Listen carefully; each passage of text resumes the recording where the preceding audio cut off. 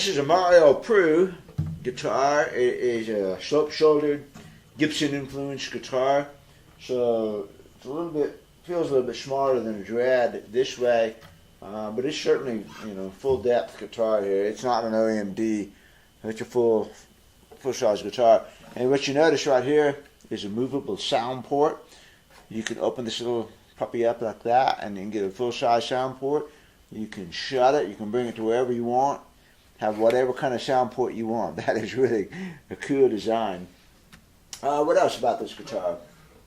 It's got a 1 3/4 inch neck with a kind of a round profile to it. It's not a V. Doesn't come off like that, like a V. It's kind of a C-shaped profile to it. Pretty comfortable. It's a very, very even taper from here to here. In fact, I laid the calipers on it to find out how even it was. It's very even. It's almost the same depth here as it is right here. Super, super, super even taper here. It doesn't even have a taper. It's an even neck. So it feels the same up here as it does down here. I mean, it really does. A little wider, of course, because you're going down. But as far as the shape of it goes, very, very similar. It's a very smooth feel. Feels like a French polish to me. It's not a heavy lacquer feel at all. You can see a few of the pores, wood pores, things like that. Light finish. It's got Waverly tuners on it. Yeah, Waverly's. It's Indian rosewood. I'm not sure what the top is. I'm sure it's red spruce or black spruce, some kind of good spruce. The things with Mario's guitars, I never ask dumb questions like that. I mean, I'm not, it's not a dumb question. It's a dumb question because it's like, this is the guitar. Do you like it or do you not like it, You leave him alone, let him do his thing, and he produces a guitar like this. That looks like, I don't know, it looks like Brazilian rosewood, but it might not be. It might be something else. It might be some kind of exotic wood that I don't know anything about. But it is a nice looking rosewood, straight bridge. The pins are kind of cool. They lean back a little bit of an angle right here. So you get a little bit more room in there. Pulls the pins in. I'm not sure what the fingerboard material is. Pau Ferro, something like that. I don't know. Voice of the Rose. Some kind of wood that he picked out and did. It doesn't matter. What matters is the way this guitar sounds, how it looks. This looks like a walnut binding down here. It's wood, as is the body, as is the little strips in the center. I don't think there's any plastic on this guitar.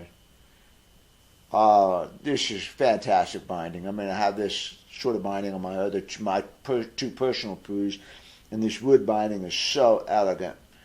Fits perfectly here. There's no little gaps. It doesn't shrink at a variable rate like Martins and stuff do with the plastic binding. The plastic will shrink, the wood doesn't. You end up with little edges and stuff. You don't get that on here. It's fabulous work here. It's got this cool back strip going on here. I'm trying to get the light reflection. There it is. And you can see how it kind of zigzag. It opens up under here. It's just a nice little cosmetic touch. Okay, so this guitar is for sale. And I'm not sure of the story. The guy, the original customer, rushed the order of it. He needed it quick. Mario didn't get to do a full setup on it. The guy was dissatisfied, blah, blah, blah. Somebody bought it, and now it's for sale. And it is a really nice guitar. I would buy it myself, except for the fact that I just bought a Martin D21 for the shop, and I don't have any money. And I also have 2 Proulx already.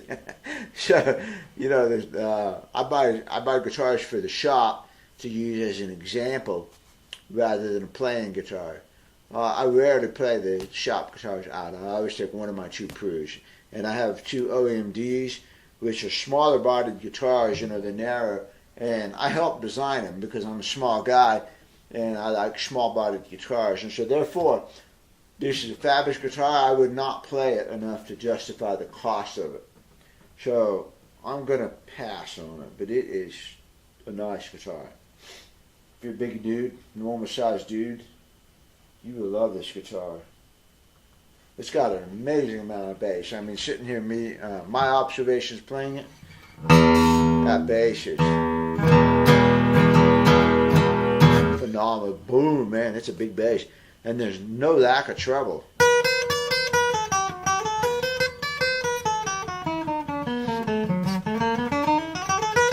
It's got the characteristic clear,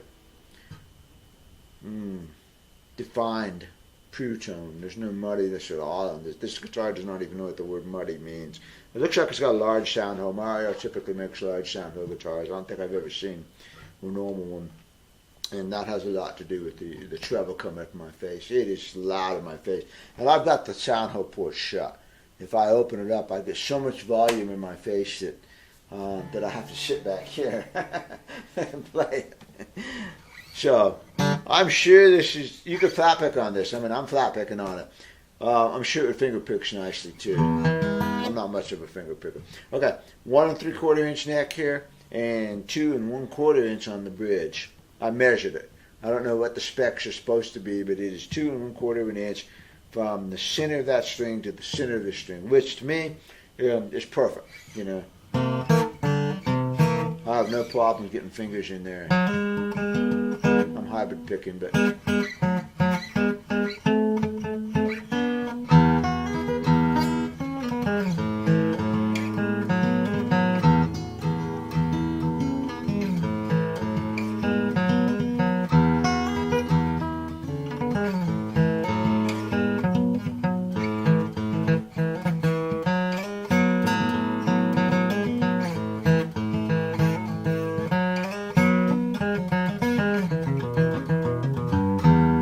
that's lovely.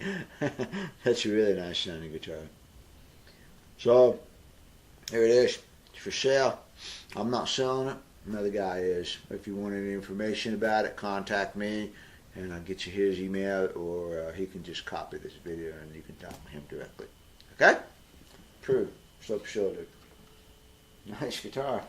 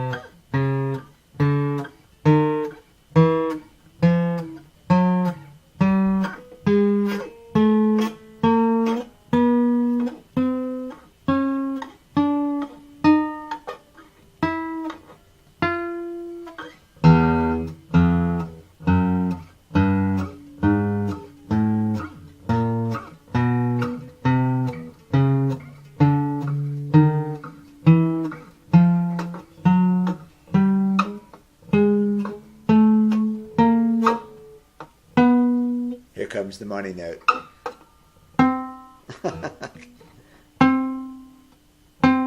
It's there.